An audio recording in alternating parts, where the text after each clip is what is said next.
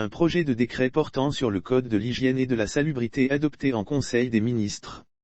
Le gouvernement ivoirien a adopté, lors du Conseil des ministres du mercredi 1er juin 2022, un projet de décret portant sur le Code de l'hygiène et de la salubrité, a annoncé le ministre de la Communication et de l'économie numérique, porte-parole du gouvernement, Amadou Coulibaly. Les enjeux de ce code permettra selon le porte-parole du gouvernement, de regrouper l'ensemble des textes épars en matière d'hygiène et de salubrité notamment dans les domaines de l'environnement, de la construction, de l'assainissement, de l'urbanisation, de la santé et du domaine public. Favoriser une synergie des actions dans les emprises routières. Le dispositif unique privilégie une approche globale et définit le cadre institutionnel. Il prévoit ainsi des sanctions tant pénales qu'administratives. Il assure enfin une gestion efficiente des problèmes liés au cadre de vie et à l'environnement des populations. Autre décision: le Conseil a adopté un décret fixant les conditions d'installation ou de déplacement des réseaux divers dans le domaine public.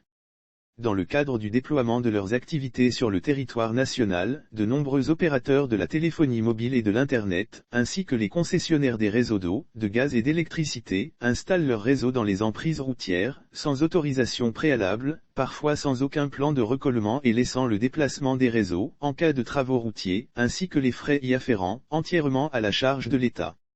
Ce décret arrête certaines mesures en vue de favoriser une synergie des actions dans les emprises routières et de répondre efficacement à la problématique de l'implantation des réseaux dans le domaine public routier.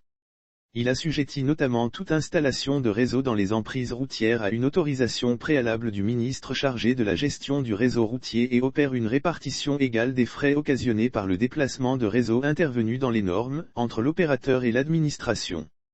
À défaut, en cas de déplacement de réseau sans autorisation, les frais sont entièrement transférés à la charge de l'opérateur ou du concessionnaire indélicat.